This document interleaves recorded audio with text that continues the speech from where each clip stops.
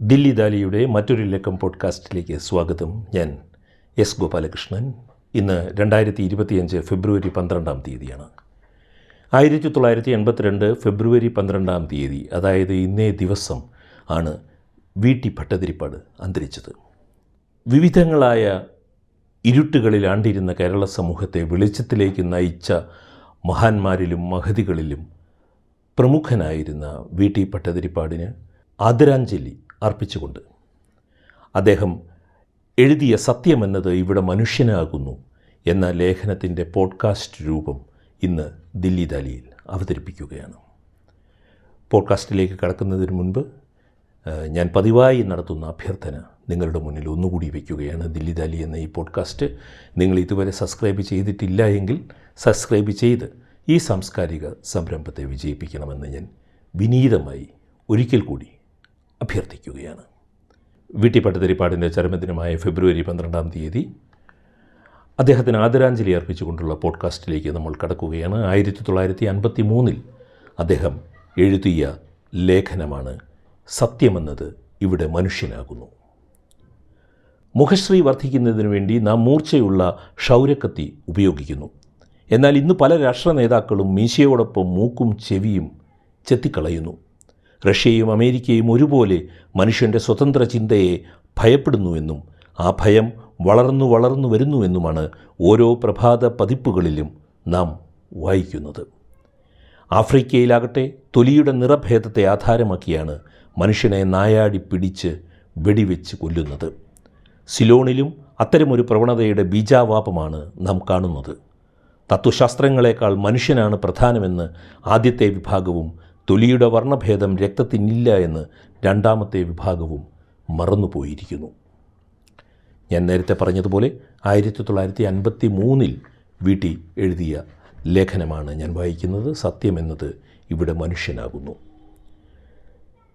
ചിരപുരാതനമായ ഈ ഭൂമിക്ക് എന്തോ തകരാറുണ്ട്.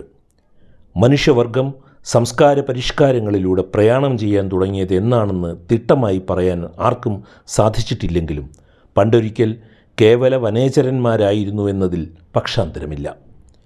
പച്ചമാംസത്തിനു വേണ്ടി കടിപിടി കൂടിയിരുന്ന അവസ്ഥയിൽ നിന്നും ഫോർമോസ ദ്വീപിൻ്റെ ചുറ്റുപാടും നീന്തിക്കളിക്കുന്ന സ്റ്റീം ബോട്ടുകൾക്ക് വേണ്ടി കടിപിടി കൂടുക എന്ന ഘട്ടം വരെ നാം പുരോഗമിച്ചിരിക്കുന്നു.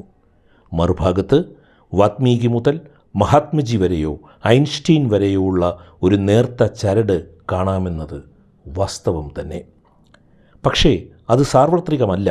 ആയിരുന്നെങ്കിൽ ആറ്റം ശക്തി കൊണ്ട് ബോംബല്ല, ഔഷധമാണ് മനുഷ്യൻ സൃഷ്ടിക്കുക. തകരാറുള്ളത് എവിടെയാണ്?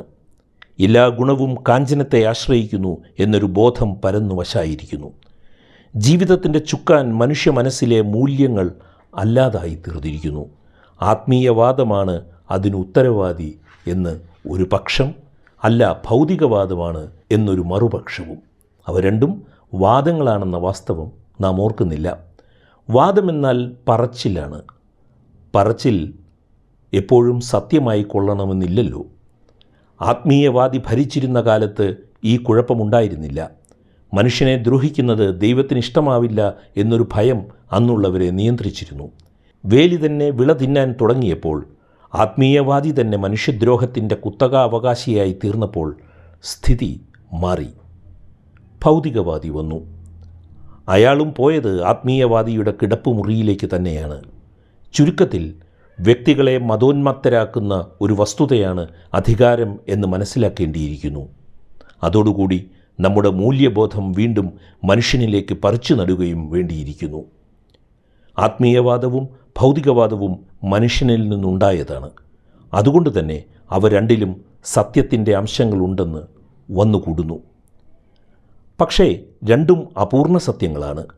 അപൂർണ സത്യങ്ങൾ സത്യത്തിൻ്റെ കുപ്പായമിട്ട് ഞെളിയാൻ തുടങ്ങുന്നതോടുകൂടി അസത്യത്തെക്കാളേറെ ആപൽക്കരങ്ങളായി ഭവിക്കുന്നു.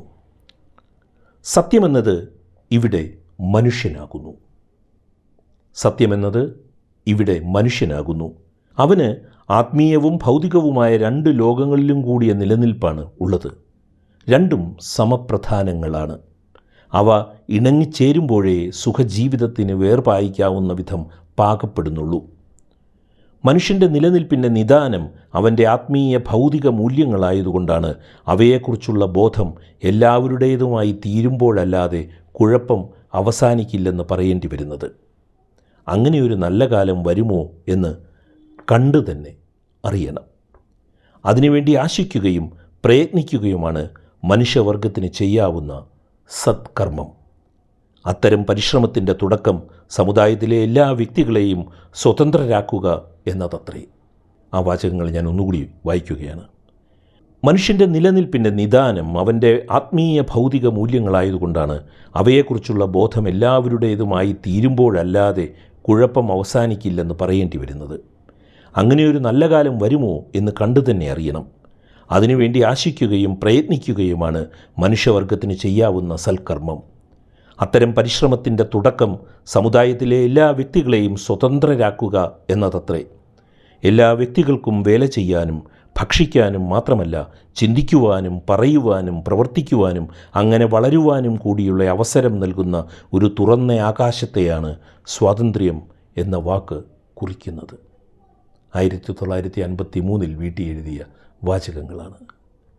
അത് ഒന്നും കൂടി വായിക്കാതെ നിവൃത്തിയില്ല.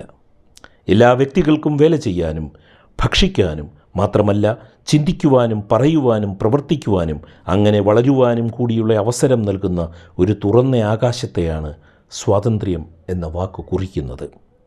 അവിടെ ഭയമാകുന്ന കഴുകൻ്റെ ചിറകടി ശബ്ദം കേൾക്കുകയില്ല. എല്ലാവരും സംസ്കാരസമ്പന്നരായി തീരുന്നതുവരെ ഭരണകൂടം ആവശ്യം തന്നെ. പക്ഷേ ഭരണകൂടം ഉണ്ടാവുന്നത് സമുദായത്തിലെ എല്ലാ വ്യക്തികളുടെയും സ്വാതന്ത്ര്യത്തെ സംരക്ഷിക്കാനാണ്, മറിച്ചല്ല. പാർലമെൻ്ററി ജനാധിപത്യമല്ലാതെ അതിന് വേറെ വഴിയില്ല.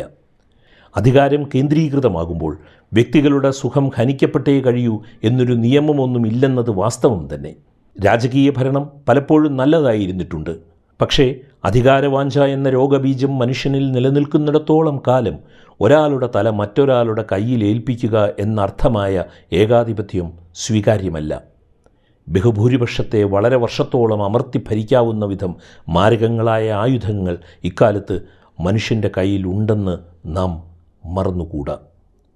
ചുരുക്കത്തിൽ മറ്റെല്ലാ രാജ്യത്തുമെന്ന പോലെ ഇന്ത്യയിലും ഒരു പുതിയ സാമൂഹ്യ സംവിധാനം അടിയന്തിരമായി തീർന്നിരിക്കുന്നു. ഭൂമി കൃഷിക്കാർക്ക് വിട്ടുകൊടുക്കുകയും ഓരോ ആൾക്കും ഉപയോഗിക്കാവുന്ന പുതിയ യന്ത്രോപകരണങ്ങൾ കണ്ടുപിടിച്ച് വ്യവസായങ്ങളെ വളർത്തുകയും വേണ്ടിയിരിക്കുന്നു. ആ സഹകരണം ഒന്ന് മാത്രമാണ് ഈ യുഗത്തിലെ കൃഷിയുടെയും വ്യവസായത്തിൻ്റെയും മാർഗം.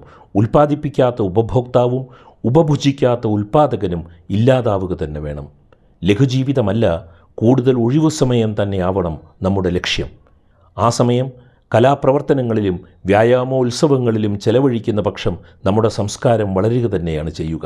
മനുഷ്യ മനസ്സിനെ കല ദേവഭാവങ്ങളിലേക്ക് ഉയർത്തുന്നു എന്ന പ്രൊഫസർ എസ് രാധാകൃഷ്ണൻ്റെ വാക്കുകൾ ഇവിടെ സ്മർത്തവ്യമാണ്.